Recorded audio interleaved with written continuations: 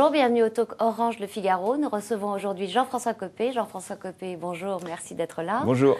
Vous êtes député maire UMP de Meaux et secrétaire général de l'UMP. Et en tant que tel, vous avez lancé une campagne virulente contre les primaires au PS. Le sénateur maire socialiste de Lyon, Gérard Collomb, était à votre place hier. Il vous a interrogé sur ce sujet.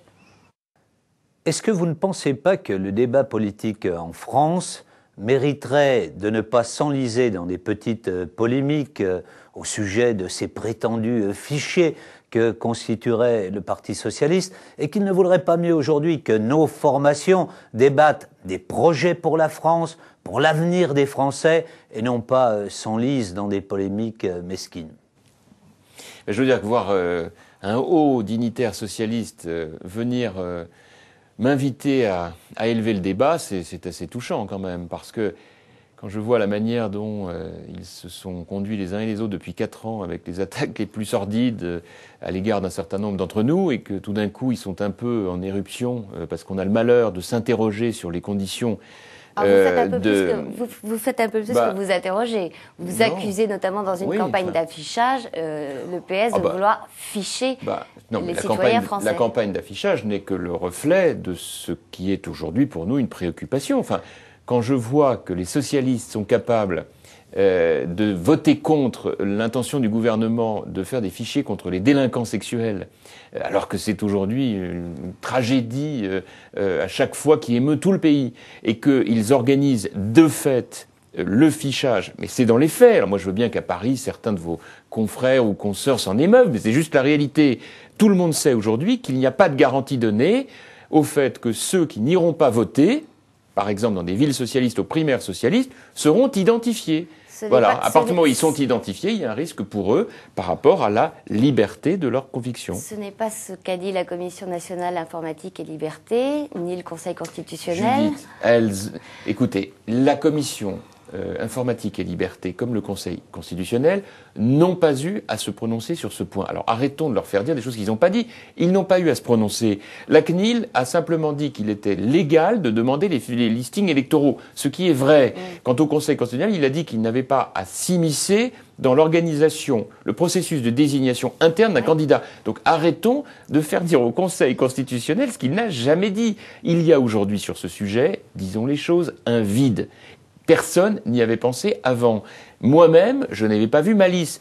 Jusqu'à ce que je découvre que dans ces pseudo-bureaux de vote, il sera loisible à n'importe quel militant socialiste d'identifier qui ne sera pas de gauche. Voilà, c'est tout. Alors vous dites que la CNIL ne s'est pas prononcée sur le fond, mais elle s'est prononcée en 2007 à propos de Jean-Marc Ayrault, qui était à l'époque maire sortant de Nantes et candidat à sa succession, et elle lui a donné raison. Elle a dit que Jean-Marc Ayrault ne procédait pas à un fichage des citoyens. Pourtant, vous avez ressorti cette histoire. Aujourd'hui, Jean-Marc Ayrault menace de porter plainte contre l'UMP. Qu'avez-vous à lui répondre ? Rien, écoutez, je suis encore une fois désolé d'avoir dérangé le sympathique petit ordonnancement qui est mis en place dans le monde parisien merveilleux qui est le nôtre, et dans lequel on considère qu'à chaque fois qu'une initiative vient du PS, elle est fraîche et printanière et sympathique. Bon, il y a une réalité derrière tout ça, donc c'est qu'il faut arrêter de se mettre un masque sans arrêt devant les yeux. Les socialistes nous donnent des leçons de liberté toute la journée, et la vérité, c'est que eux-mêmes ont des comportements dont on voit bien qu'ils sont limites. Quand vous voyez marqué sur un tract destiné à ces militants socialistes que M. Ayrault demande que l'on identifie les opposants notoires de sa ville, c'est écrit en toutes lettres. Excusez-moi d'avoir dérangé en ayant rappelé ce point et en ayant fait quand même un lien entre ça et les primaires socialistes d'aujourd'hui. Voilà. Maintenant, excusez-moi, je suis vraiment confus d'avoir vraiment mis un tout petit désordre. Je demande juste qu'on nous réponde sur les garanties. Et puis s'il y a des garanties, on verra. Mais il y en a tellement pas que les socialistes aujourd'hui demandent à l'UMP d'envoyer des assesseurs pour surveiller les opérations de vote socialistes. Ils ont marché sur la tête, hein. Nos internautes aussi s'intéressent aux primaires, mais aux primaires à l'UMP. Et l'un d'eux estime que le concept de candidat naturel qui a été fait pour Nicolas Sarkozy est peu démocratique, et vous demande si la question d'une primaire à l'UMP ne se pose pas. étant donné que certains membres de l'UMP sont plus populaires, dit-il, que Nicolas Sarkozy. Qu'est-ce que le président sortant aurait à craindre d'une confrontation? Je n'en sais rien, mais en réalité, les problèmes ne se sont pas posés en ces termes. Nous, on est un grand nombre à penser que, comme d'ailleurs dans toutes les grandes démocraties, hein, aux États-Unis, en Grande-Bretagne, en Allemagne, ça se passe toujours comme ça. Celui qui est qui est à la fois, je dirais, celui que nous soutenons et qui est le chef de l'État, il a vocation naturelle à faire un second mandat. Bon, donc c'est pas en plus dans notre tradition d'organiser ça. Bien, maintenant, disons les choses. Il s'avérait qu'il y ait 3 candidats ou 4 qui tout d'un coup apparaissent comme étant des candidats absolument géniaux, on pourra peut-être en discuter, mais je n'ai enregistré aucune demande ni aucune velléité de personne au sein de notre famille politique d'être candidat. Donc voilà, c'est tout. Il y a une autre polémique qui vous oppose cette fois à votre prédécesseur à la tête de l'UMP, Xavier Bertrand, c'est celle sur le nombre d'adhérents. Il dit que celui que vous venez de sortir par rapport à ses résultats à lui à la même époque l'année dernière est faux. Alors qui a raison?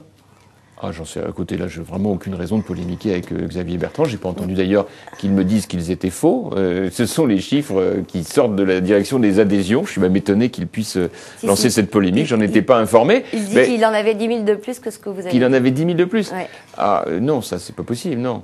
Non, il n'avait pas 10 000 de plus. Non, il avait, lui, fait un comptage qui était avant. C'est-à-dire, il avait commencé le nombre d'adhésions de 2010 le 15 octobre 2009. Donc, il a rajouté 3 mois de plus. Donc, c'est sûr que ça fait des adhérents en plus. Mais si on recale au 1er janvier des 2 années comparées, nous avons évidemment plus d'adhérents que les dernières. Mais ce qui est important, c'est pas ça. Enfin, moi, personnellement, j'ai pas du tout l'intention de polémiquer avec Xavier Bertrand. Vous le savez, je suis très attentif à rencontrer tout le monde, lui y compris.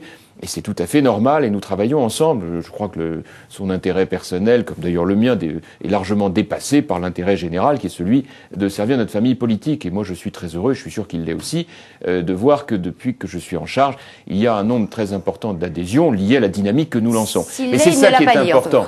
Bon, mais il aura d'autres occasions de venir chez vous. Non, mais attendez, je crois que ce qui est important, c'est pas ça. Ce qui est important, c'est de voir que nous avons aujourd'hui un vrai frémissement dans les nouvelles adhésions. Alors justement, ces nouveaux adhérents, vous les recevez demain et vous les recevez avec François Fillon qui fera aussi un discours.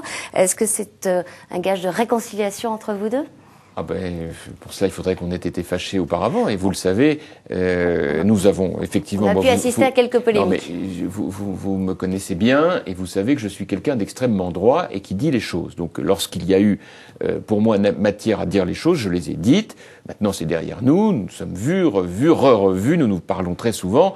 Et il n'y a pas de sujet. Et il était tout à fait légitime qu'il soit à mes côtés. J'en suis très heureux puisque je l'y ai convié pour accueillir nos nouveaux adhérents. Puisque c'est ça la très bonne nouvelle, c'est que pour la première fois depuis bien longtemps, dans un premier semestre de l'année, nous avons une vague d'adhésion très importante. 20 000 nouveaux adhérents qui s'ajoutent à tous ceux qui ont renouvelé. Il y a un début de dynamique qui est en place et j'en suis très heureux. François Fillon sera peut-être candidat aux législatives à Paris en 2012. Le fait qu'il ne manifeste pas publiquement ses intentions entretient une querelle qui s'est traduite récemment par la menace d'une liste dissidente menée par l'ex-conseiller de l'Élysée Pierre Charon.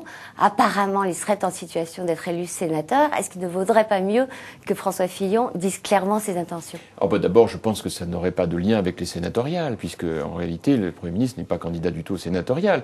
Donc là, c'est tout à fait autre chose. Et moi, j'essaye le mieux que je peux. C'est pas facile, avec le concours de tout le monde, de rassembler. C'est dans cet esprit que je vais installer d'ailleurs une antenne de Génération France à Paris mercredi prochain, où j'ai le plaisir d'avoir pu rassembler beaucoup des personnalités qui, à Paris, constituent la droite et le centre à UMP, et puis le centre à Paris. Et je crois que c'est important d'aller sur le débat de fond plutôt que sur les querelles de personnes. Paris en a vraiment besoin.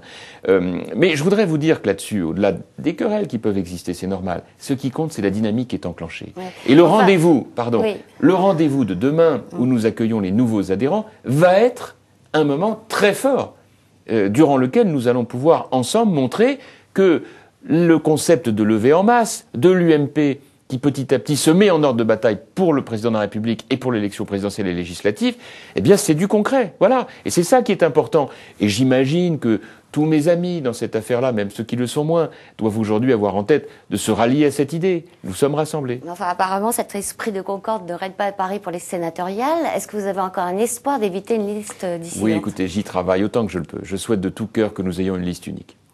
Bien. Et quels arguments avez-vous à avancer? L'efficacité. L'objectif, c'est de gagner le plus grand nombre possible de sénateurs, et c'est toujours plus simple de le faire quand on est rassemblé que quand on est divisé.